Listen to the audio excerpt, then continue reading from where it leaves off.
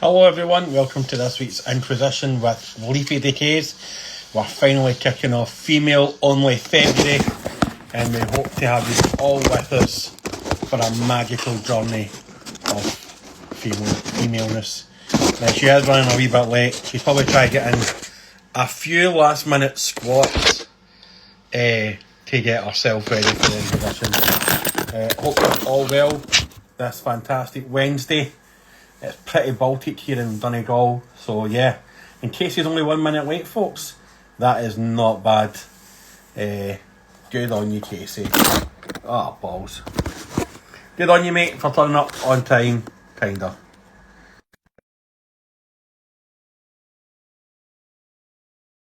A cup. And for some reason, I thought I'd take the piss. And there he is there. I'm not having that. What do you mean, kinda? What do you mean? Kinda. What do you mean? I mean, I was here bang on, but you looked at your clock a minute late. No. Oh, I think you came in at 31 minutes No. past. No. On my clock it was 30. No, mate. You want to remember the time difference between Donegal and London? Or Hold Peterborough? up. Or Cambridge? I don't live in London anymore. You keep forgetting. Or Eton? Or whatever you English people like to live? I wish it was as pot as Eton, mate. It's Peterborough. Well, we're right getting somebody who went from the psychedelic loveliness of Scarborough to the grim dark of Newcastle. So let's see if she's now still regretting that life decision that she's made when she comes on. Shit. Oh, fine. How you doing anyway, Dunk? You alright? Yeah, I'm not bad, mate. Got a sick puppy just now. She is feeling sorry for herself. So she is not well today. I think it's maybe a wee bit of temper tantrums because nobody's been in the house the last 2 days to tend to her needs and tell her no that she can't eat stuff that she's not allowed to eat. But we'll get there. How you been, mate? Grand. Cannot complain.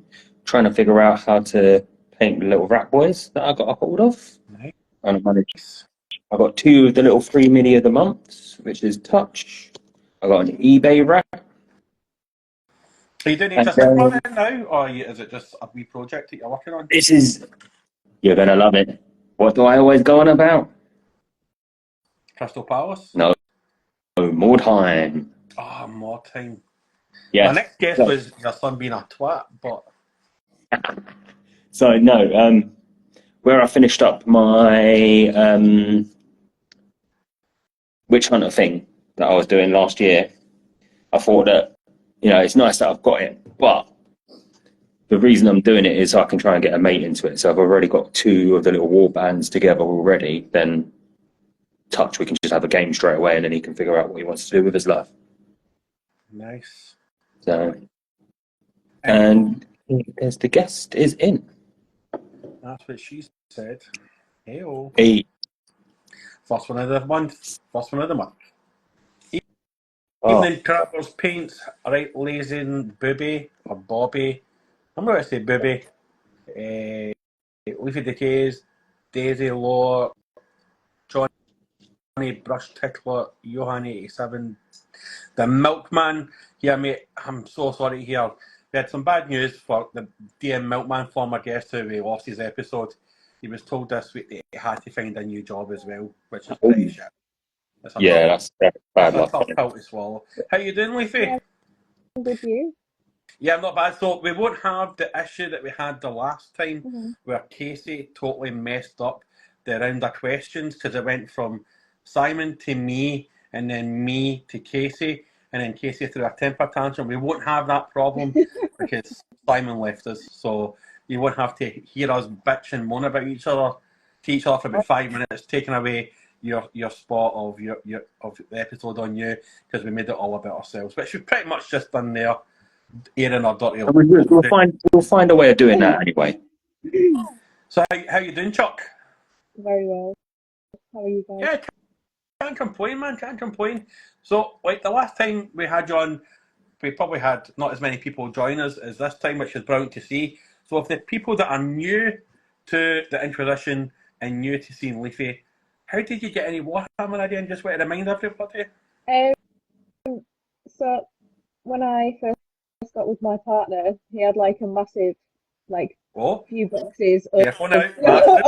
Careful now. It's not 9 Wait, p.m. You're not a in few Newcastle boxes town of centre now. what's that, sorry? You're not in Newcastle town centre now. Anyway, so yeah, he had like these huge boxes of all like Warhammer from when he was a kid. Um, and yeah, there was just like just some really cool pieces, and I was there like I've done art and stuff in the past, and then I was there like, oh, these are cool to paint. And then that's when I started painting Tyranids, and then went down the slippery slope of Warhammer. So I must say, we had you on just under a year ago now, and the way you've painted is totally night and day. How do you explain how magical and witchcrafty how you got so good in such a short space of time? um, first of all, thank you. It's a compliment. So but like I don't know, I just kind of like I think it's just inspiration from other artists, and like obviously like when I started painting at first, it was just trying to get used to painting on such small models, and then I kind of ended up going through a phase of where I wanted to just try get like blends and stuff, like when I did my makeup stuff. So I'll be like blending eyeshadows and like trying to do like different colors and whatnot, and then again like just it was just all like seeing artists that I like follow on like Instagram and stuff, and then I was also inspired by like the level of painting that was in like competition pieces and stuff, and commission pieces I've seen by people, and I kind of wanted to be on that level, so I was just kind of pushing myself, I guess. But there's honestly no witchcraft, I can tell you that. It's just I just kind of it's practiced a bit, I think. And then I've got a million and one pieces that I haven't posted on Instagram of like that I've tried painting and failed and then put to the side. But then I guess doing that constantly has just kind of helped me I improve. always say to people, like, because people ask us, oh, why is it you just post those monies up? I'm starting to feel now that I think as maybe as a community, and like, obviously you're super talented, and as you say, you've tried stuff that hasn't worked. Maybe we should start posting that up to show people that look, I'm trying wet blending and it's not working. This never worked because of this reason. To kind of show, because we all show like our pride and our prideful models. I think it's maybe. Do you not feel like it's maybe about time? I'm not like ambushing you with this question. It's just when you were saying there that you've got stuff that hasn't worked. Do you think maybe like showing stuff that hasn't worked now and again would be nice to see as well? Oh yeah. Like I think with me is like I tend to just post that stuff on my story because I feel like if I start posting all of my mistakes and like all of the stuff that I could improve on my Instagram, it's just gonna just be Yeah. that. But obviously, like with me wanting to do like commission pieces and stuff, I'll kind of want people to see the good side of Of my course, work. So, yeah. but also I do get you on the posting like the trials of the pieces and stuff. So. JC? So yeah, since as Duncan was sort of saying, since we've last had you on, you have sort of, for want of a better way of saying it, blown up a little bit. You know, you've obviously gone out there, you've put yourself out there. Loads of people reciprocated to that and seem to be really enjoying your stuff. How have you found taking those steps? I think with this month on our show, obviously, because obviously every guest we've got is female or identifies as female. I think I'm very interested in how you found your first sort of steps in getting into the community and then becoming sort of a little bit bigger than your average account, and then how people have reacted to that. Because, you know, some people obviously are going to be supporting you no matter what you do, think you're great. And unfortunately, as we know, there's always those negative voices out there. So how have you found that? Because I know you might have experienced that from your streaming background as well.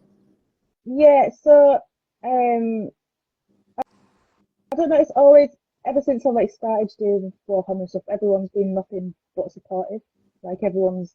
I've had like a few random people every now and again say like negative things, but it's mostly being about a woman Yeah. in the Warhammer community. But like I'm normally just the kind of person that's just there like that's basically. So yeah, I don't know. Like it's a bit of a Do you I don't know. feel as though do you feel as though you've had to grow a kind of thicker skin to put up with the haters? I mean, obviously you work in like you work as a barista as well. So do you think that by having like terrible customer experiences, you've managed to Oh, not toughen up, but been able to take it a bit better? yeah. Like I think I've always worked like well, I've worked in hospitality since I was like 14. I'm like 32, so it's been a long ass while, and I've dealt with a lot of like rude, horrible people. So now like it doesn't really affect me so much. And like when I was streaming as well, I actually used to get a lot more hate when I streamed video games than I did painted Warhammer. So Okay. I think I built a thicker skin from that as well. Um, now I've just tended to just be like, if you just don't like my stuff, then I'm not here to please you, sort of attitude. So no, it's what it is. Sure. Thank you. Sorry if I've made you feel uncomfortable with that Oh question. I think no, it's something that obviously myself and Dunk are never going to experience. In the being blunt with blokes, it's that little bit of, dare I say, the male privilege word that we're all in this hobby with other blokes, so no one's going to sort of really think about that too much when it comes to us. And I'm going to ask every guest that we get in this month this question, so don't worry, I'll make them all feel uncomfortable, not just yourself. no, it's fine. I'm Um, just talking so. but it is really interesting for me because I think I remember being a teenage kid, being awkward, being in a Games Workshop shop and seeing a girl walk in. And I know it's something that we've had the blokes that have worked in the shops before, and even some of the guys that we've had on as guests have said whenever their girlfriend's gone in for stuff, one of the first things you always assume is here for their husband, here for their partner, and whatever. And I just think it's a barrier that needs to be broken down a lot more. And yeah, as Johnny Brushlicker is saying, and gatekeeping's crappy no matter who the target is. So I think it's going to be interesting for us going forward in understanding how everyone's had to overcome these barriers a little bit. And sorry that you were the first name out of the hat for this week, and that I've thrown you into the It's fire a fine. little bit. But yeah, so how have you found, like, when you do get those negative comments, especially like you say, coming from that streaming background, that people have reacted? Do you find that you get a lot of people defending you, or you get everyone some people just silent and don't even bother? Yeah, so I've had like it's really weird. So like I've had like um a lot of people defend me and stuff. When obviously like if they've seen somebody saying something like nasty or whatever, there'll always be people there to like have my back or whatever. Yeah. And it's really yeah, it's been really weird because there's been some times where like friends that I know in like real life haven't been there for that sort of stuff. So it's kind of like, Hmm. but it's just helped me have like better bonds with like my online friends and stuff, and Sure. people I've met through like the community, and through Warhammer. So yeah, Cool. it's not most of the time. It's just people defending. I'll just obviously be like, oh, thank you, but I don't expect people to defend me. Yeah. But it's very much appreciated. You know Oh, what good. Good. I know obviously it's something that I always feel sort of, I'd say, a little bit awkward when I see it. And I would say in recent years, I've started calling it out when I see it. And if something something doesn't need to be said, as my dear old Nan used to say, if you've got nothing nice to say, why say anything at all? I mean? Yeah. So, yeah. So sorry, I've really sort of gone straight in with the negativity there. But let's bring back some Nice. positivity now. See, just I've on noticed. that, Casey, sorry, just to interject a wee bit. I think, see, on that, I think, like, obviously, you Twitch, Leafy, and we've had Mike Moans on who twitches Yeah. as well. I think if somebody comes into the stream who's negative, first of all, you've got moderators that will help that. Yeah. But your community is, the people that follow you are so protective, even of Mike, that they'll jump in that defence straight away and they'll start like, no, I know what you talk about, and start defending. So I think like the community that you build up, you always know when somebody's news come in and they're just in to wind people up. I think like when you have good moderators and your chat is flowing with good people, like that's what helps as well. Yeah, definitely. Sorry. No, it's grand because you guys know Twitch better than me. I think we've used it twice, Dunk, and it feels like a different planet to me. So I don't like it. But there we go. I would say as well, from obviously when, as Dunk sort of rightly mentioned, when you started off and when we had you on, you're dabbling with your Tyranids, and I think one of the most impressive things I've noticed on your channel recently is your, what do they call them now, Trogoths instead of trolls. Yeah. Yeah, how have you found the jump between 40k to AOS? Because obviously a load of people we've had on have always said that their AOS models are so much better.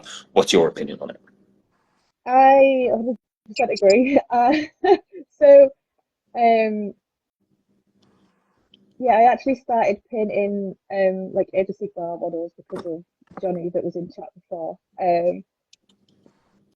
So it was really weird because obviously I was painting 40k and I was like, oh yeah, these are fun to paint. But then like I found that painting like the Trogoths and Age of Sigmar stuff, it's just been like, it's just let me be so creative with what I want to paint. I found that like when I painted, for instance, my Battle Sisters, I was just there like, well, they have to be this colour, they have to be for this faction, blah blah blah, and stuff. You know what I mean? And then, so then as soon as I made the jump to like Age of Sigmar and I painted the Trogoths, it was just so fun, and it just made me like fall even more in love with painting minis. So. And as that, would you say that's your sort of favourite thing to look at, like the sort of more traditional fantasy side of AOS, or do you like some of the little bit more out there sort of stuff that they're doing? Like I know obviously the dragons and the centerpieces that they do look amazing. Were you sort of looking to go down that sort of line and sort of tackle some of the bigger stuff? I'm not too sure currently, just because I'm like, with me just starting to paint them. It's kind of, I'm still trying to learn like Warhammer and the basics and stuff still. Like I've still not managed to. I think last time we spoke, I was like, in the next year I want to be playing more games and stuff, and that hasn't happened because life and I've not got around to it yet with the move. But I would maybe consider painting bigger Age of Sigmar models and looking into them. I think the biggest one I've got is actually Trug again, the Trug off thing. So I was like, oh well, we'll see how that goes. Cool. Dunk, back to you, sir. So, see, going forward, do you see yourself maybe doing a Golden Demon piece going forward? So I would like to. I get a bit intimidated by the level of painting that people like enter. However, again, like I said before, it's been nice pushing myself. So if I would like to maybe do a Golden Demon, I've entered into a competition. Well, gonna be entering into a competition, sorry. At Games Expo, I think Duncan Rhodes is doing a painting comp there. So I think I'm gonna have that as my first little taster of a comp, and then probably maybe enter into a Golden Demon, but we'll see. I'm still very intimidated by it, so. You know what? I'm gonna, as someone who's never entered in a painting contest, it sounds a bit rich of me to say this, but I don't think it's something you should be scared of. Personally, I mean, I've dabbled with some of the little online silly things that you do to win some paintbrushes and crap like that, but I don't think if not blowing smoke up your ass, the stuff you do is really sick. I think you should just be like, fuck it, off we go. You know, Yeah. there's no harm in it. It's and I think it's a really good sort of, don't ever compare yourself to anyone in them. Just off you go. Do your thing. That's what's important, isn't it? Yeah. So, What would you say for yourself personally is the hardest colour that you've learned how to paint with? um,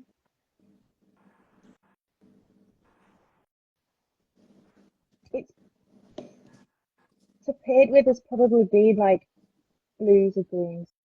Mostly more like turquoisey colours I struggle with. And then I'm trying to think of other. I'm just like maybe not so much reds. I think I'm starting to get the gist of painting reds, but like white as well. White I absolutely hate painting. Any pieces that are white I absolutely hate. So And what would you say is your favourite colour to paint? definitely pink, I think. And purple. 100% purple, so Now, obviously, coming on with us last year, it exploded you and made you such a good artist. Did you that experience? You're like, you know what, these guys are brilliant. I'm going to hit my full potential. So I think now that you came on for a second time, you'll definitely win a golden demon because It's us. we're all Yeah, we're, we're all sponsored by Orange Brushes. yes. So I think Yeah.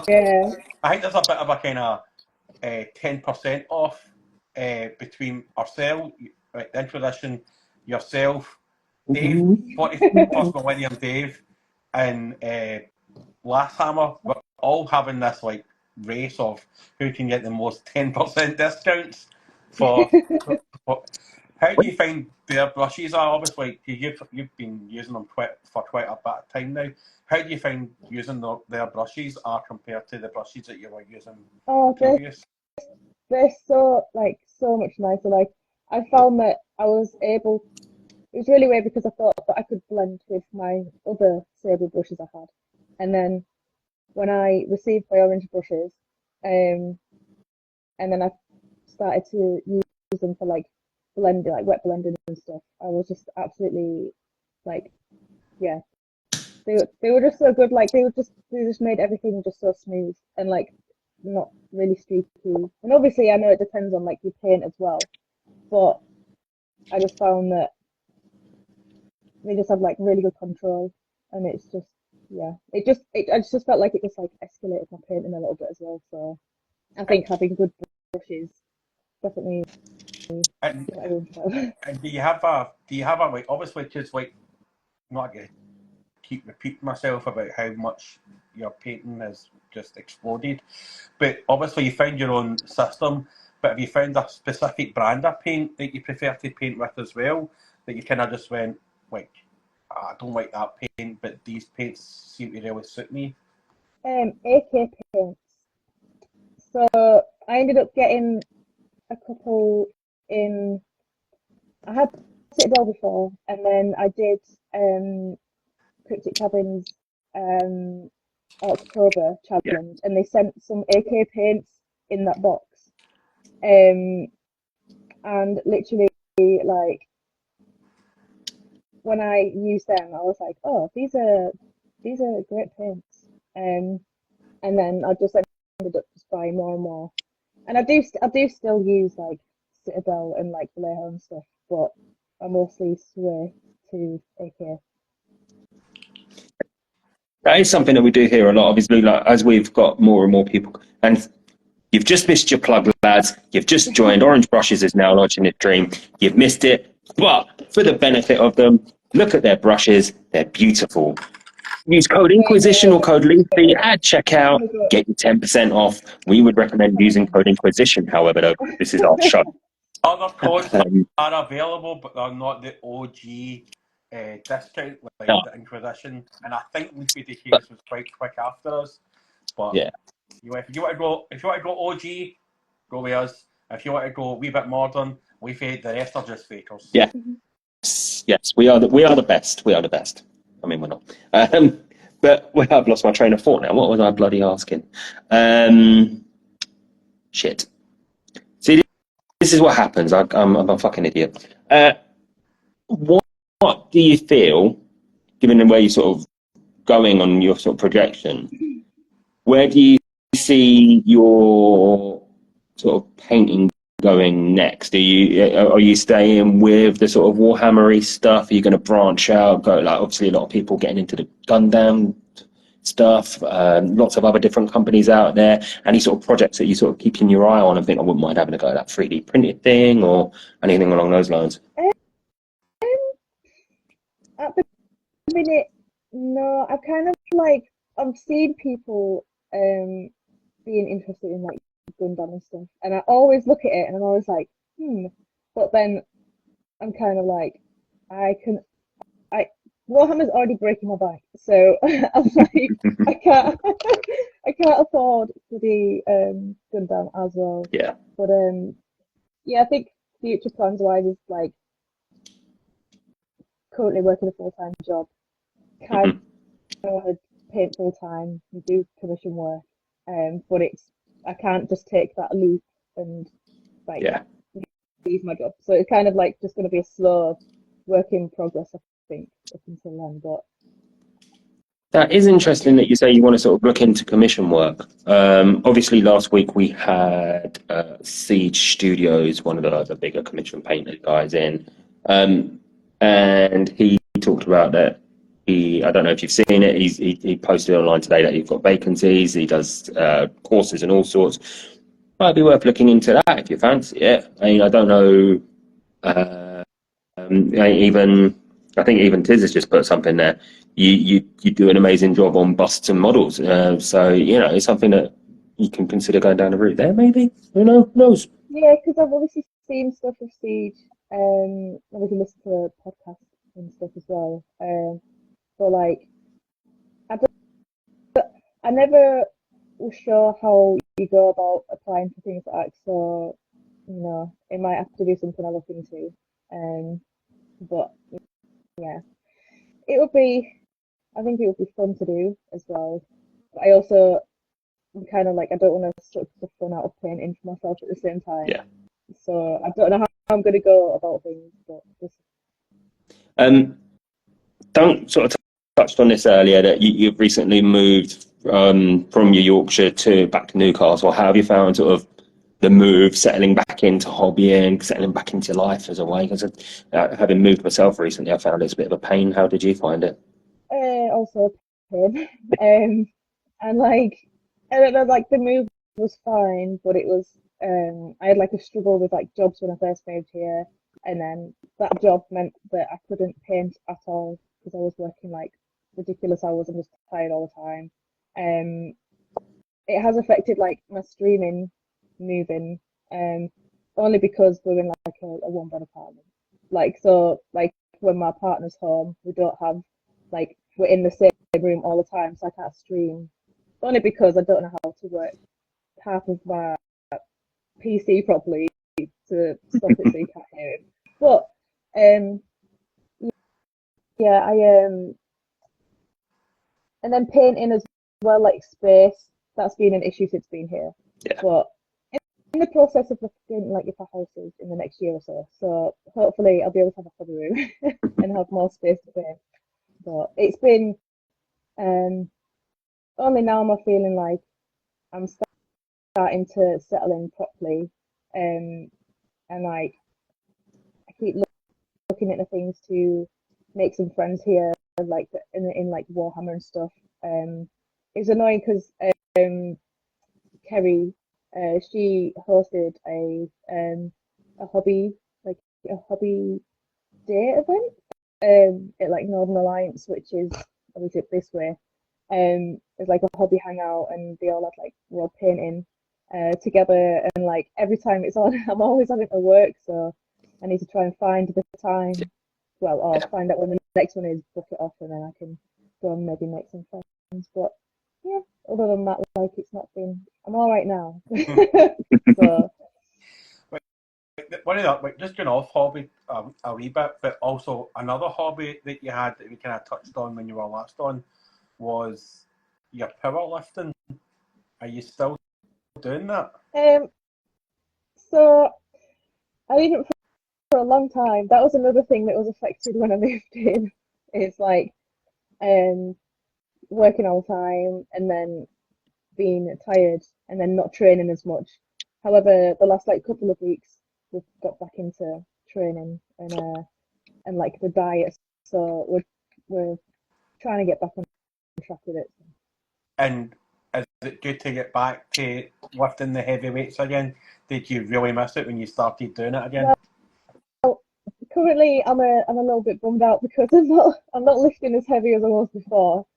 But I know that like once you start like getting back into it, the weight will go up again, and then I'll feel a bit stronger. So And do you find that's good for your own mental health, that you've got something outside of the hobby you can just kind of switch off on if you've had a bad day baristing, you've not been doing your swans and your wee love hearts properly, you've had a terrible time wet blending, you can just go to the gym and start like squatting 500 pounds. yeah, You find that's quite good to get rid of some anger.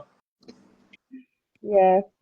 It does really help with like your mental health and stuff, and like because I get a lot of like anxiety.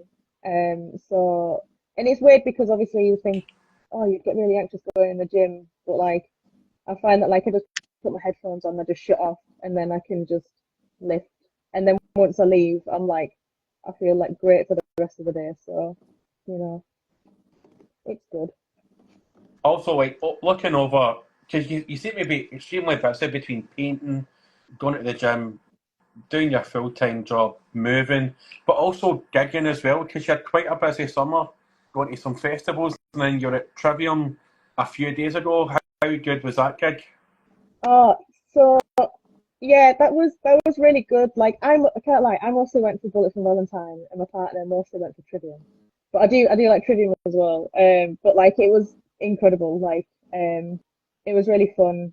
Um, it was nice to go to like a big festival and to see them guys play as well. 'Cause I've not actually managed to see them both live before. So yeah, it was kind of insane because like they had their like backdrop.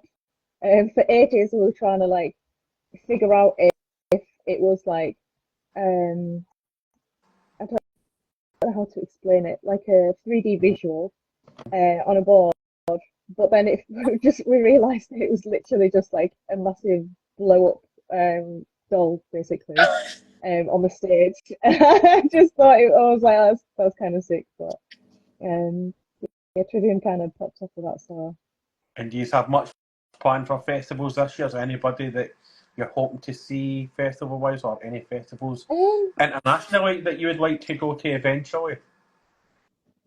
currently I don't have any plans. Like my partner's going to be touring with his band, so I'm going to be trying to see them because I think they've got something coming up in the UK and in Europe. So I'll be trying to make them, and then I'll just have to see what's going on in around Newcastle, and I might even try and venture out maybe Manchester again because it was going to the new arena that was there that they built was actually so good. Like so, going to another gig there would be nice. Yeah, I think it's only one train from Newcastle to Manchester or something like that. It takes like 12 hours or some madness, but yeah, Yeah. that should be good. Um, as for like staying off hobby for a little bit, um, I think something that sort of interests me about Newcastle as a whole, like obviously the missus being a Macam, I know historically they don't get along, but let's ignore that for a minute. Um, is just that it is a bit more of obviously being a bit more of a city. You know, you step Mhm. out of that station, you've got your few little bars opposite, and then all of a sudden it's just like boom, explosion. There's people everywhere. There's Mhm. 10 Gregs. How have you found sort of going back to that after sort of the Yorkshire tour? Like, but not Yeah. obviously we all know Yorkshire can be busy, but you know Newcastle, it's just a bit more in your face, isn't it? Yeah. So it's like when I first moved here, I found it a bit scary. It just was really, really loud. Yeah, But like when I was like, so I'm originally from Hull, so like my family are all there, but then I was with my mum in Scarborough, blah blah. Anyway, then when I finished school, I went and moved to Hull, being in a city, and then after that, I moved to Manchester for like 5 years. Yeah. So got used to city life there. Then moved back to Scarborough, and then moved to Newcastle. So I kind of had like an idea of. Sorry, just laughing at loads of boobies. It's all lies. But yeah. So um, yeah, it wasn't too bad when I moved here. And then once I like knew my roots and stuff of like where I was walking, then yeah, it wasn't too bad. But it is loud, And there is like 20 million Gregs here. yes, So. yes, it's beautiful. If you ever need a steak bake, there's always one within like 100 meters of you.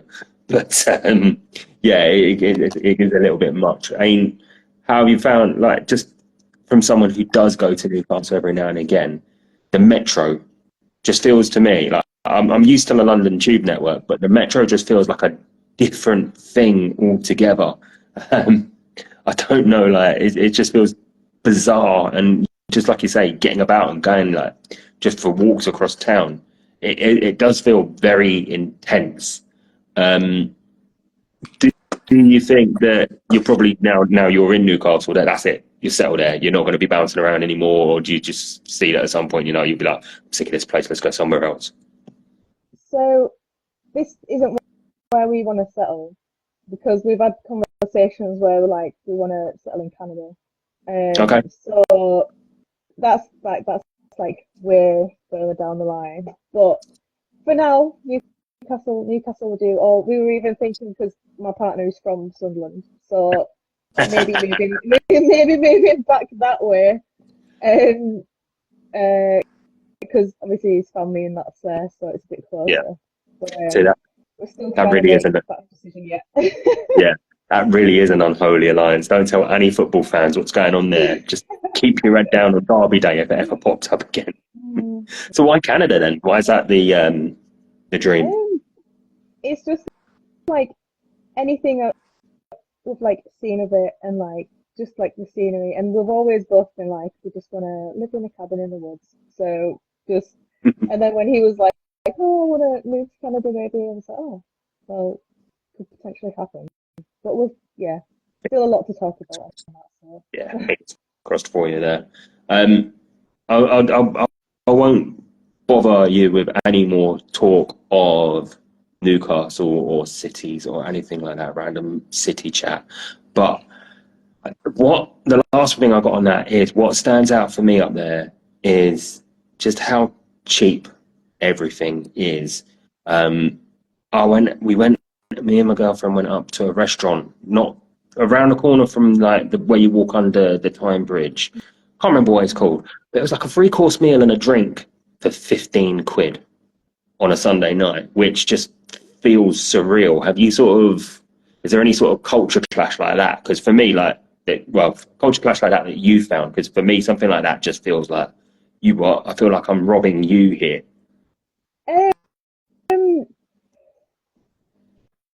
So like, I don't know, when I was in Scarborough, everything was like fairly cheap in like Yorkshire and stuff. And then I found like the more north you get, the cheaper everything gets as well. I think there's only been like one time where I felt like I was robbing someone in Newcastle, and it was just like there's like a Chinese like restaurant that we went to, and I thought that it said that it was like £24 for this like 3-course like meal, and you got loads of food, and then we got the bill and it was like £12. And I was like, huh? I was like, what do you mean? Anyway, that's the closest I've got to that. But yeah, I found that it is a lot cheaper. Yeah. But no, and when I went to Scotland as well, like it was cheap as well. I was like, this is wild. Done back to you, buddy. Sorry, my daughter's having a dream there, and she's not been well since I came home from work. She's only 14 weeks old, and she's not feeling the best. So she was just having a wee nightmare there. So sorry about that. Yeah, like Canada would be a great place to live because you don't have to worry about your kids getting shot in school. There's free healthcare there as well. Mind you, you do have to put up with French Canadians, but you've got decent snow. I mean, it kind of meh, meh. Does your partner still dabble in the Warhammer? Because I know he was the one that got you into it. Does he still dabble? He mostly just watches law. That's it. He's more into like the law and like all of that side of stuff, whereas I'm more painting. I keep saying that he needs to come on like a stream and paint sometime. But yeah, just like some like super nerdy side. And what kind of band is it your partner's in? Is it a kind of metal band? And Yeah, what does he play? it's a deathcore band and he's a vocalist, so it's kind of heavy, like very Some heavy. deep roaring then and Yeah, drill. yeah, Awesome. it's good. What is your next project? What are you working on now? I'm currently working on the loom boss riding a giant cave squid. I'm not entirely sure what it's for, but I've wanted to paint that mini for so long. And I'm just trying to take my time with it. Again, because I was like wanting to practice like my like non-metallic metal and stuff. So I thought it was a good opportunity with him having a bunch of armor but being so small. And then also I love painting squigs, so it was on like a bit of a bigger scale to the ones I've painted in the past. You do love your squigs. What is it about squigs that you love so much about painting them? I just don't know. I just think they're like ugly cute, and I'm like, and I just like that I can be like creative with them. Like I don't have to stick to certain colors, and like you can literally just paint them however you want. I could even attach like little pink bows to his head or something, and it'd still just, you know, run terror. So Squigs Yeah, are great. Just weird little bouncing balls with big evil faces. Oh, what's not to love? yeah, they are cute. And the last time that you were on as well, we touched on computer games, like so. You dabbled in Dark Tide. Have you played Space Marine 2? yes, I haven't played a lot of it though. I've only played a small amount, and I do need to. I literally look, I see it on my desktop every day, and I'm like, I need to go back to Space Marine, but I still haven't got around to it. I think it's mostly because I think I'd rather play it with friends. I don't know, like, if I could play it by myself, but I think it seems cool. yeah, you know what? I'm not going to lie. I know I'm in a little group with people on here and we chat about it. And you're going to need to burn through some campaign to unlock the multiplayer stuff annoyingly. But you know what? It's worth it. It's a good laugh. It's a good game. Yeah, I'm kind of jealous because I don't have an Xbox X. I've still got the pishy Xbox One, which I'm hopefully getting a new Xbox in 2 weeks. So I'm looking forward to catching up with all the memes and getting all these jokes that everybody's talking about and just sitting there going, don't even. It's like having a PlayStation 1 and people are on a PlayStation 3. I don't even know what you're talking about. Just feel so sad inside. But hopefully, fingers crossed, Mrs. Holmes will let me buy an Xbox X with my voucher that I'm getting. So hopefully, fingers crossed. Yeah, it's worth it. It's worth it. Yeah, 100%. Casey? With your streaming stuff, again, obviously not myself, not being au fait with Twitch, and I'm not gonna lie, it scares the shit out of me because every time I turn Twitch on, I always see that, I don't know how you say, Kai Senat or something, and he's just live streaming whatever's going on in his house, and he's like, how are 20 million people watching this? What the is wrong with you? How have you found like streaming and posting your stuff on Instagram and balancing all the different accounts? Because I know when I speak to like I say, we've had Mike Moans on, you know, he's got a very sort of formulaic way of doing things. It's his business, that's how he runs things.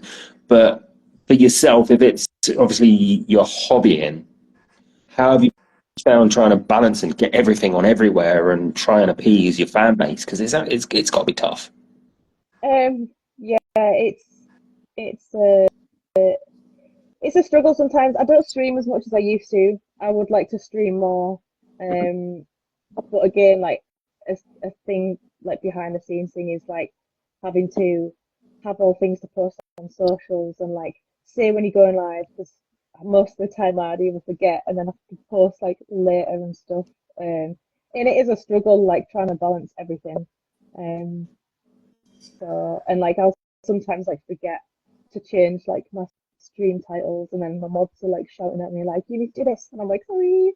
But yeah, it's not too bad when I don't know when you kind of get used to it and you get used to just I think once you get your Twitch set up and everything there, so when you like go into like your OBS or Streamlabs or whatever, that it's all just there. You can kind of just be like, right, all I've got to do is take a little photo to advertise it on live on like Instagram, and then I'll just use that same picture on like my socials that I have. But that's another thing of like I'm trying not to have loads and loads of socials for that reason as well. Yeah. So like I got rid of like Twitter and stuff, so it was just awful anyway. But yeah, I don't know. It's not too bad now that I'm not streaming. So yeah. Talking about social media, because we're actually talking about it in work today. Can I actually move positions? So I'm working with people that I've never met before. Are you alright? How long, when you were younger, right, when we were all younger, how many hours a day did you spend on your Bebo page? Oh my god, that's a question I'm going to be too embarrassed to. Oh god, I would literally probably be on Bebo like all day, every day if I could have. I spent a lot of time on like Bebo and MySpace, trying to get all my little friends and followers and stuff. So. The Bebo was life, Casey. What about you? Definitely had a Bebo page. No, because I was. You know what? I've always been on that cusp where I'm probably just too old for social media. I never bothered with Bebo. MySpace, though, yes, I did have the pretty background and a little music player on it and all of that ridiculousness. And I look back on that now and I think, you absolute loser. But I tell you what, those early things were good for teaching you how to use HTML and web coding and stuff. Because kids today, they just press two buttons and they're sending stuff. Back then, you had to actually figure out how stuff worked. Yeah. Do you remember, like, in Bebo, because I'm older than you, Casey, right? By a fucking country mile, and I had a Bebo page, right? You would have, like, your top 10 friends, and then one of your friends go, why am I not in the top 10? You're like, oh, fuck. And then you'd have to then think, who am I relegating to, like, number 11? Nah. Oh, God. Nah, not for me, that. With Facebook, but you know what? It's always, I think I touched on it. It's the case of, you know, people in real life, and they're coming up and saying, why are you not my friend on MySpace? Who cares? I know you in real life and you're annoying in real life, so why do I want you let you annoy me on the internet? I think Lays and Booby put up a good thing about NAM flashbacks about Bebo skins.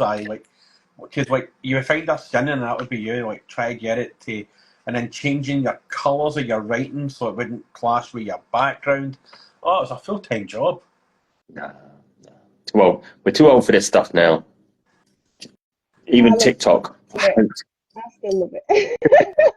I'm like I don't know, like back in the day, like it was in my like age group, it was like a lot of like that was all we knew was like just making HTMLs for like Tumblr and MySpace and like making sure you had like the correct song on your MySpace when people came on it. It was just so good. I miss it, but it's died and it's not coming back. Yeah. I read something the other day that I don't know if you remember when you created your MySpace, everyone was friends with Tom. And no one had a clue who Tom was. And then it later transpired, we all realised, oh, he's the bloke who invented MySpace. When he sold it, he now just goes around the world taking pictures of wildlife and shit. Because he made that much money, he's just like, I'm going to make my hobby my job. And you're like, you know what? You, but fair play to you, mate. Good luck. And I hope that his pictures are nice, but it's also kind of like, I wish I could be that smart. So yeah, fuck that guy. Again, lost my train of thought now. Did you ever feel like, and I'll tell you what, this is always a good one, that when we've had guys on that are creators, and it's their hobby. Did you ever get to the point where you felt like sometimes your hobby was becoming your job instead of being something fun for you? I think it was when I was painting stuff that I didn't really enjoy. So like when I was painting Tyranids, it was fine. I was having loads of fun painting them. But then when I moved on to painting my sisters, which I can confirm they're all still only partly painted and all sub-assembled in a box, because I literally got to a point of painting them that I was like, I can't do it anymore. I got one finished and then I painted more than Val, and then after that I was like, I just can't. It was like sucking the fun out of painting for me. Just feeling like everything was like strict on like paint schemes and stuff. But then yeah, when I went to obviously like painting Age of Sigmar, kind of was a whole different like ball game for us now. And would you say that was the same for the Tyranids then? Because you could paint the Tyranids whatever colour you want and nobody's going to get on at you, but if you dare put a flash of blue in your sisters, then people would lose their shit over the thing that you decided that you wanted to paint. Would you say that was the reason that you ended up hated painting your sisters so much?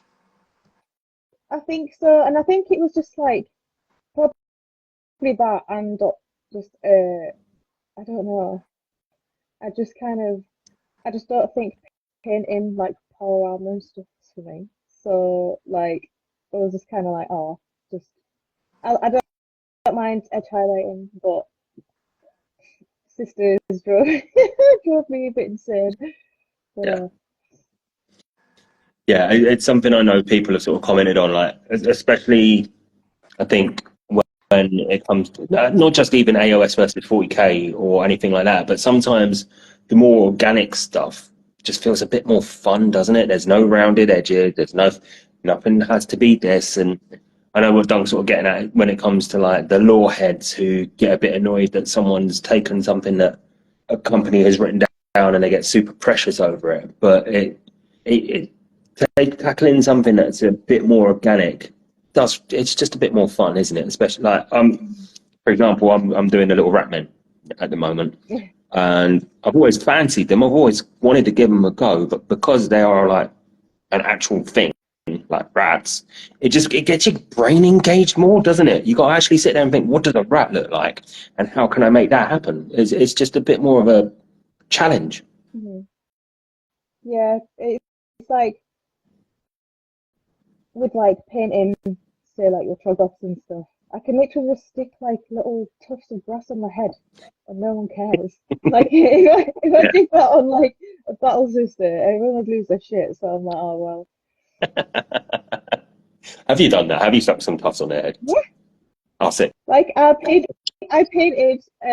like the little squig has got like the little gobble inside his mouth and stuck like tufts on top of his head, and then the Trogoth, the Danko Trogoth that I'd just done is like the commission piece. I stuck like loads of just like plants and grass just like on his shoulders, on the top of his back, because obviously I thought it fit in with like the mushrooms and all that kind. I just like having that like free reign of just being able to just get really creative with it. So you know. And when you're doing your creative process for your commissions and stuff, do you write it down and jot it down, or do you just have something in your head and just go with it? Oh, I just go with it. I kind of just get like I kind of try and figure out like the base colours, but then once I've got them down, I just kind of, I never, I need to learn to write things down and write recipes down because I'm a sod for not doing it. And then I'll go back to painting something, or I'll need that paint for a piece that's like messed up somewhere. And then I'm like, yeah, I don't have it. And then it ends up being an issue. But, yeah, so. Because I'm a sucker for stupid reality TV shows. As Casey knows, like I love a bit of Love Island, love a bit of Big Brother, but I've been suckered into this TV show on Netflix. I think it's like on BBC One called Glow Up. You ever watch that? It's a makeup show. I actually applied to Glow Up twice. Yeah. Yeah, and they asked me the second time I applied, they actually called me and said that if I wanted to go through, I could, and then I shut it down, which was really stupid of me. But I had like insane, like I had really bad mental health at the time, so it wasn't the right time. But yeah, we like Glow Up. Just some of the So, things that they do are absolutely amazing. Like, because it isn't just makeup. It's like watching like yourselves in C Studios and Sassy and Inferno painting the miniatures. It is just art. Like, it's amazing how you can get. You're just putting these colours on somebody's face and it transforms into something. I do love. I think I've watched like 4 seasons of Glow Up, and I'm pretty sure I'm a makeup expert now because it's just I love it. it's such a good show. Like, Sandra, you've put the foundation in the wrong place again. I can just see you shouting at her, telling her. I know, like, it's like especially at the end. Have you ever watched Glow Up, Casey? No, right? So if 2 people are in the bottom 2, they have to do a challenge. So like the makeup artists tell them what they want to do. So I want you to do like a jeweled lip, and I'm like that. Yeah, dude, you're supposed to start in the middle of the lip and then go outside, and you're shouting at the telly. Oh, I love Glow Up. What's been your favourite moment in Glow Up? If you've watched it, what's been your favourite moment on it? So I've not like, funny enough, I've not actually properly watched it. Right. I like when I was at uni, a lot of the girls that I was there with watched it, and obviously like they were like, "Oh, you should apply for it." So yeah, I did apply, however, didn't because I do that obviously like style of makeup, like with special effects and like body painting and all that stuff. But yeah, I haven't actually properly watched. Oh, actually, I think I watched like the first like 3 or 4 episodes of the first season, but I could not tell you what happened. It was a while ago. I actually follow one of the winners on. I think she was season 2 or season 3. I think she's from Singapore, and like her makeup, it was so good because they get a wide spectrum of people on. So it's not just like your pretty people and that. They actually had a couple of people that are like right into their goth and dark makeup, and some of the stuff. One of the people that won it, the stuff that she did was absolutely amazing. But we've got a question from the chat, so if chat want to put in any questions, then feel free and we'll bombard Leafy with the questions. So the section says, how are the AK whites since you hate painting white?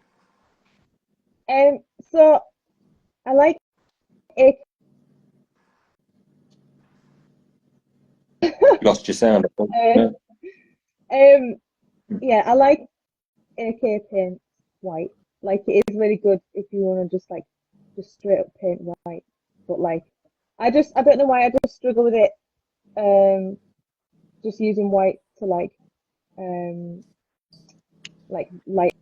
up things and stuff, and just I don't know. I think it's just me. Like it just ends up patchy for me. But I think it's something I'm doing wrong, like with my paint and with me thinning it, not AK's paint itself. But I think the paint just as is on its own is great. So And then White Shark Gaming Studio says, if you're not a fan of whites, try Smite Titanium White Acrylic. It comes in an oil tube. Ben Comets introduced me to it. So maybe that's something we should all look at. What's been the biggest lesson or tip that you've learned in the last year? um probably to be a lot more patient with yourself when painting. Because there's been like many times where if I can't paint something right, that I'll get like not so much annoyed, but I'll like start like doubting like my painting stuff. Whereas like now, since like doing these like trog-offs, and I've just like pushed past like them doubts and stuff, that I kind of like been like, oh, okay. Just like just take my time and just focus in. What would be your number one tip to anyone who comes up to you and says, I like your stuff, I want to get into mini painting, what do you recommend? I'm gonna say one of you should just get one of the starter packs of Tyranids and start from there. And then I would also be like, here's a few Discord servers you can join. Also would recommend obviously Paint Perspective podcasts and stuff as well. Like a few like painting podcasts to kind of help understand and like different types of ways of painting and stuff too. So yeah. Cool. I think that's something that I think I'm going to be asking everyone from now on is, what do you recommend starting off? Because yeah, I think last week, not to bang on about him, but James, C Studio guy, said that, you know, as I think all of us have a little bit of a social responsibility to everyone else to sort of try and boost each other. Do you feel that sometimes on that as you've sort of tried, you've grown into the hobby and everything, that you found some people are more responsive than others, some people won't give you the time of day? Because I know me and Dunk have come across those walls before, so I think it'd be interesting to hear your perspective on it and see what your sort of pros and cons of it all have been. How do you mean? Sorry, just So like I think the best way for me, and if I put it from mine and Dunk's perspective, like we've reached out to people to try and get them on here, and some of the big names that we've asked haven't even looked at our messages, whereas others have either given us positive feedback and said, look, not right now, but you can do this, this, this, and maybe we'll consider it. Or, you know, someone like Peachy, Duncan Rhodes that we've had on like last week's guest again, you know, more than happy to just give up their evenings. Like even yourself, more than happy to just give up your evening, come on and chat to these two random fellas that they don't know from Adam. And we ask the most random weird shit sometimes, but people are receptive to it. So how do you feel that if you've ever reached out to someone, that people are receptive to you, or you've been getting cold shoulders from here and there? Or I've had it a few times where like I'll get like a cold shoulder from someone of like, even if it's just me like asking like a hobby tip or something, and people have like ignored. But then from that, I'm kind of there like, okay, you don't want to give me advice, so I don't want your time. End of story. Yeah. Like, I just think that if someone isn't willing to, I mean, obviously they don't owe me anything. Yeah. Or like they don't have to message me. Yeah. That's absolutely fair. But also, like, if someone's like, at the same time, it's kind of like depending on the following stuff. Like a message, like mine, yours message might get like shoved into like the other side, like Instagram messages, where they probably won't see it, and it might not be a case of them actually like ignoring it. It's just that they've not managed to get around to it. But yeah, I don't know. It's like, but then like there's people that have been really like kind and like given advice and stuff when asked. So it's kind of a 50-50 sometimes. Yeah, well, I find like the people that you don't expect to get an answer from, the likes of Sage and Peachy and Duncan Rhodes, you get an answer from, and it's like, oh my god, they've messaged me back. And I actually asked a Twitch streamer to come on last year. I'm not going to name the person's name, but they said no because we didn't have a big enough following, and you didn't think it would be worth his time. And you're thinking, dude, like, fair enough. It's a harsh but fair comment. But you had to start from somewhere. Do you know what I mean? Like, we're all just trying to do a wee thing. This isn't like a full-time job. So we're never going to make anything of this. It's just a wee side project. And the fact that you've said to us 2 times now, yeah, I'll come on. I mean, that's brilliant. You know what I mean? But for somebody to turn around and I appreciate the person's honesty, but only because we didn't have a big enough following. It's like, that's a pretty terrible way to treat somebody. So I kind of unfollowed them and left their Discord in a protest. Not that he'll notice, but sometimes the hobby can be toxic like that. It's just like, that's pretty poor.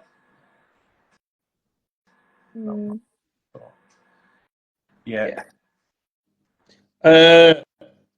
With respect to your hobbying as well, I know obviously we've talked about the delightful orange brushes.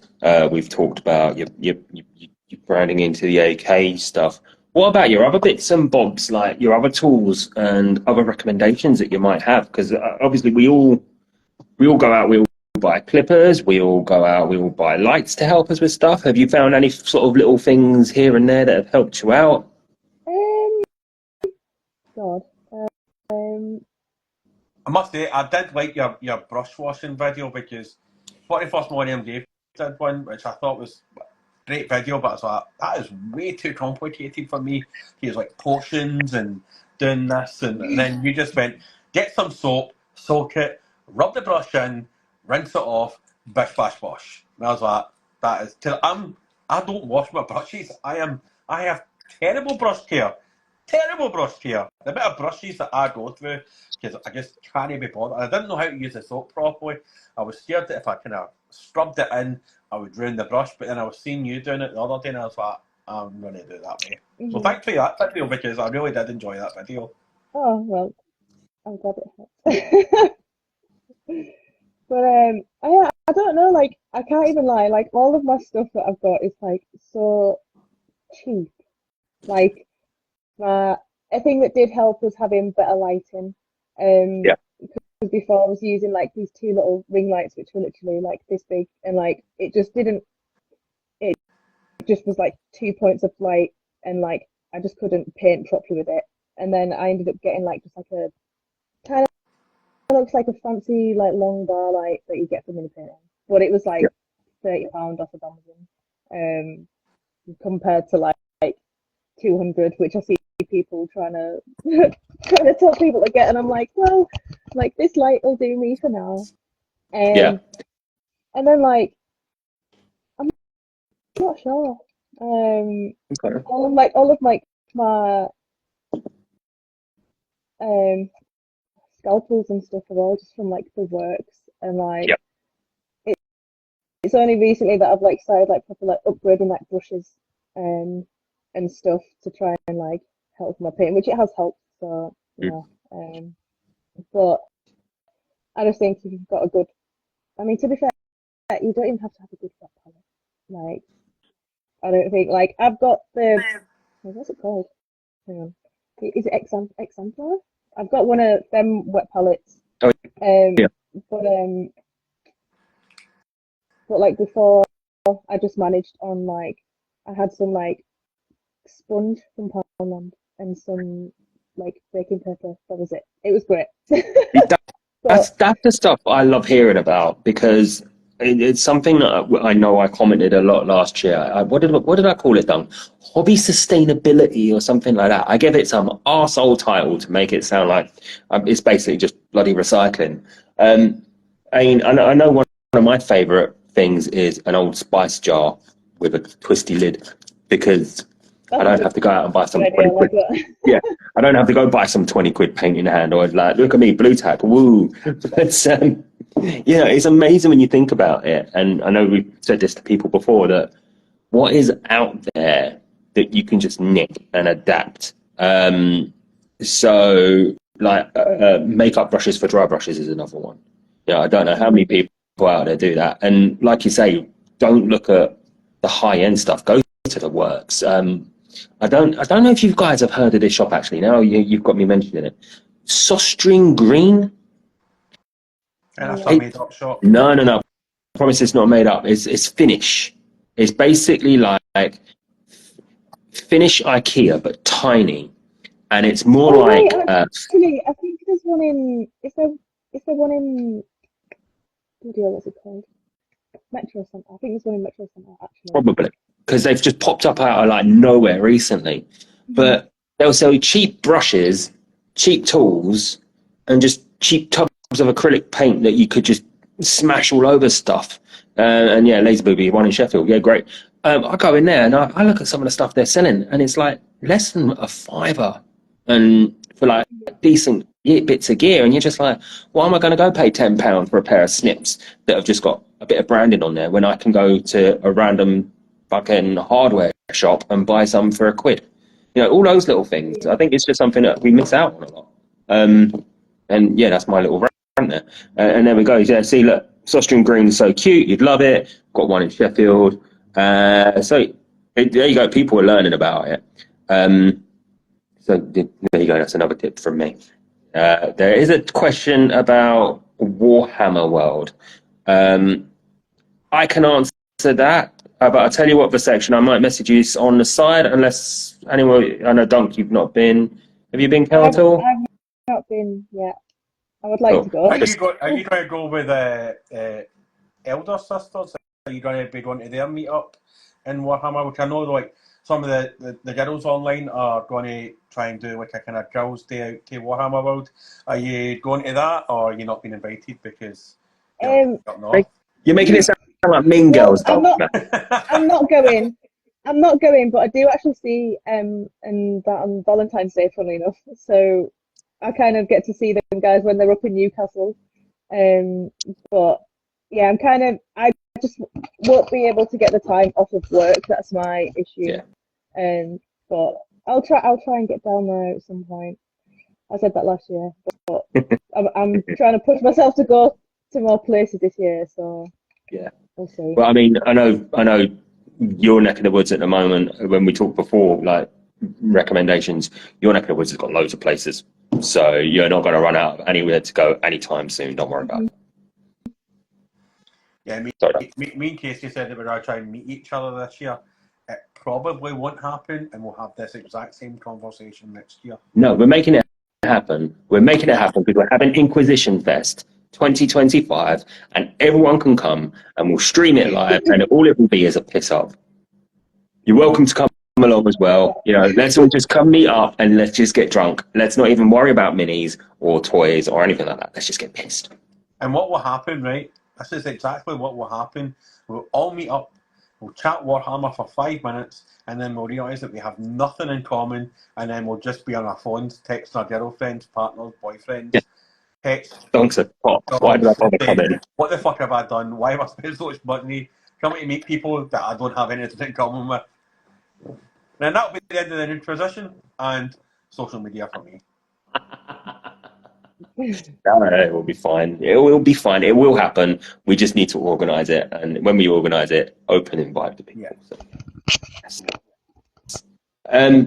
With respect, now, if we move back sort of on to, I think going back to sort of the theme of this month for us on the Inquisition of women in hobbying. You know, you've mentioned obviously how your audience has been, that it has negativity that pops up, but do you find, I think generally, and I think this is something that actually interests me as well, men, we sit there and our way of supporting each other is by taking the absolute piss out of each other.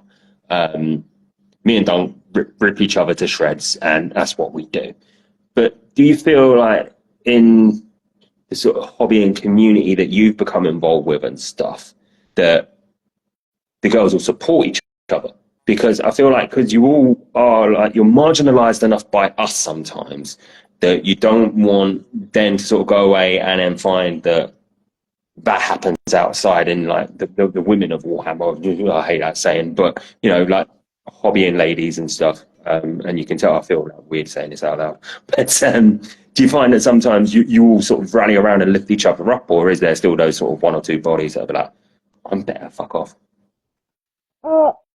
Well, I mean, most like of the women that I've met in Warhammer have like been nothing but supportive, and Good. like we've had like stories to share with each other, like always like super Good. kind, and like always making sure that like even if I've written a post where I'm there like, oh my, like be back to painting soon, like being really busy, they'll just check in and make sure I'm okay and stuff. And um it's nice to have that Yeah. with it being such like a male dominated space. So it's obviously like I'll get other people messaging, but there is like certain groups of like obviously like ladies and stuff that'll make sure I'm okay, and like Good. we'll all be like on the same line and things. So Hmm. And for any women who are making their steps in and stuff, and they sort of approach you and be like, lend us a hand here. I don't know what I'm doing. Not even like with respect to hobbying, but like, you know, getting people out there looking for a little bit of a support network. Is it something that you guys sort of do run around? And if someone reaches out and say, hi, how do I help? Get some help with this. You all sort of grab them in and make them feel at home. oh yeah, we'll always make sure that like if someone if you like even just like needing help anything, but even if it's not like Warhammer related, having like trouble with somebody in the community, like we'll always try and like just like you say like rally and just kind of show support to that person, and just make them feel welcome, because obviously it is sometimes hard feeling welcomed in the space, but Yeah. there is more like women now, so it's not as bad. It's nice. And I think that's probably one of the good things that went into them in the hobby. It's just seeing, and it's trying to sound so patronizing saying it, but just seeing that community that the women are actually, it's grown so much in the last, well, since we've been doing this the last year and a bit, it's just kind of taken off, and it's just so good to see that Yeah. diversity within the hobby as well. And when we when we put this out to you girls for this month, uh, the way that you've organised who would do what date was absolutely Yeah. brilliant. You said like once you had all started chatting, you've had all your dates sorted within half an hour. I guarantee you, if I did that with four random guys, we would still be trying to organise for this month what date, who wanted what date, because we're Mm. just so well Yeah. organised and we're like, I'll do this date. And even with Kerry dropping out last minute yesterday, that would have been a whole issue if it was boys. But Mm. like you kind of just went, oh, I'm free this tonight. I'll do it, and then we put it out to Kerry that she could take your slot, and it just worked so well. You were Yeah. absolutely dream to work with. It was brilliant. Well, I'm glad that it worked out for us anyway.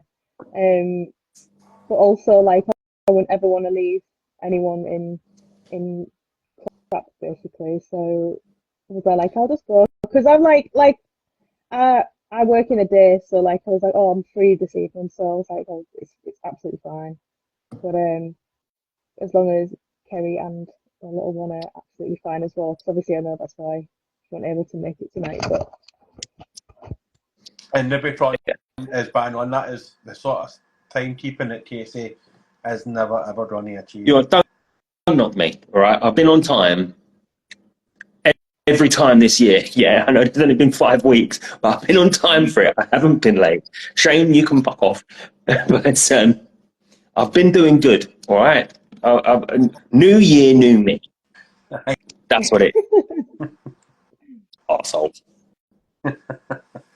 But yeah, even I'll tell you what, even when Dunk put the little group together and was like, right, we'd like to do this, are you guys up for it? And you all sat there and did it. Dunk's messaging me like, fucking hell, this is the best one we've done. It's like, I haven't even had to message people or anything. They're all just like, they've sorted it. It's yeah, great.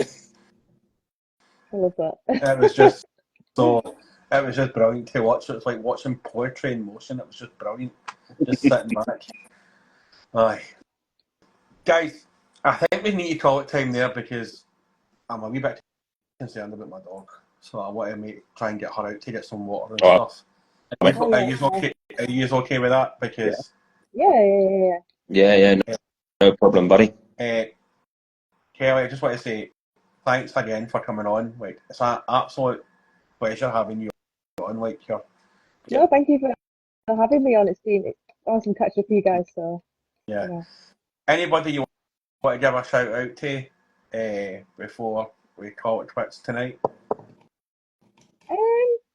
Just literally everybody and orange and obviously orange brushes for now being a sponsored artist. Obviously, you put the plug in. But yeah, obviously, like just everybody really, just everyone's just so supportive all the time. Even like companies like Orange Brushes, super supportive. To like not even just me, like to you guys as well. It helps just guys out. But yeah, just that's I'm not very good at doing shout outs, so I'm gonna leave it there. That's so fine. awkward. If they're not worth shouting out, don't worry about them. It's not a thing. Casey, any final words of wisdom for you this week? We are polling. Any final words of wisdom from me? Apparently, if you watch a scene in the film Pearl Harbor, it looks like Bruce Willis is in it, but I'm reliably informed it's not. I will try and find a clip of it, but apparently it looks like they've just clipped in Bruce Willis in Die Hard, limping around in the background with all the other survivors of the attack. If it is, I don't know, but there you go. It's not really wise. Just keep your eyes open for it. It's a rubbish film. Don't watch it. There is a scene in Braveheart where you can actually see a white Vauxhall Cavalier driving by as they're doing a cavalry charge, and that is still in the film. That is an actual event in the I'll film. keep that. I'll keep that. Yeah. Again, thanks very much for coming on, Kel. Absolute pleasure for having you on. You're an absolute diamond for jumping in at the last minute as well. Yeah. We continue Female Only February next week with another returning guest, I think. It's SJ Paint Slayer next week at the slightly later time of 8:15. Yeah, because she's working till 8, so she's working at home, so we're giving her 5 minutes to get a coffee, cigarette, inject some heroin, whatever she likes to do within that 15 minutes. I might even be early. At 8:15, I might log on at 7:30 and sit there for 45 minutes wondering where the hell everyone is. That won't happen, but No. it'll be fun if you do. But yeah, again, folks, thanks for joining us this week. We will get this posted up on YouTube. Puppy is thirsty. Oh dear. Yeah, you keep going. She's a poor wee sort. I think it's maybe a wee bit. They're more needy than babies. Look at them. Oh god. We bought her puppy pads, right? Thinking that she'll use them to pee on. She just started eating them, so we stopped using the puppy pads. But I'm gonna get her out and try and get her some water in her. Yeah. Folks, see you later on. And thanks again for joining us. See you on next week. Guys. Bye. Cheers, Kel. Catch you all later. Bye. Bye.